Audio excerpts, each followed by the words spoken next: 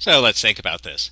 Given any coefficient matrix A, we can reduce it to row echelon form by switching two rows, multiplying a row by a constant, or adding a multiple of another row to a given row.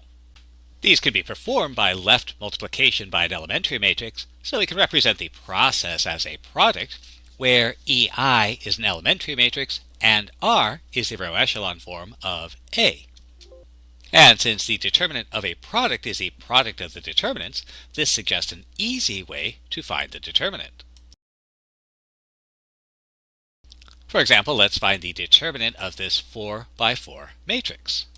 So if we wanted to row reduce this matrix, the first step in our row reduction might be multiplying the second, third, and fourth rows by 3. And to find the corresponding elementary matrix, we do the same thing to the identity matrix. Strictly speaking, these should be done by 3 elementary matrices, but we'll combine all the row operations into a single matrix.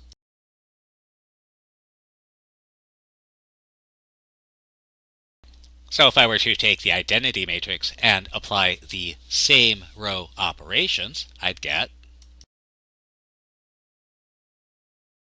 So the first step in our row reduction could be accomplished by left multiplication by this matrix. And this is not just triangular, it's actually a diagonal matrix, and the determinant is going to be the product of the terms along the diagonal, which will be.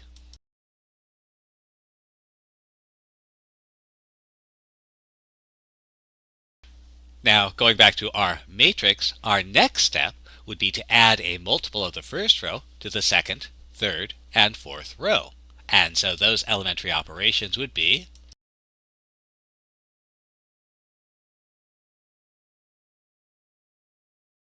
And again, if we do the same thing to the identity matrix, we get.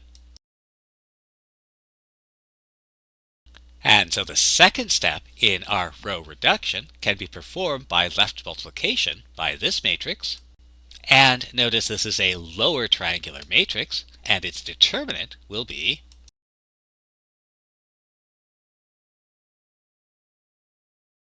Again, our matrix looks like this, and so now we can multiply the third and fourth rows by 14. And this step in the row reduction can be accomplished by multiplying by this matrix with determinant 196. The next step in our row reduction with corresponding matrix and determinant 1. And similarly for the last two steps in our reduction to row echelon form. And our corresponding matrices will be.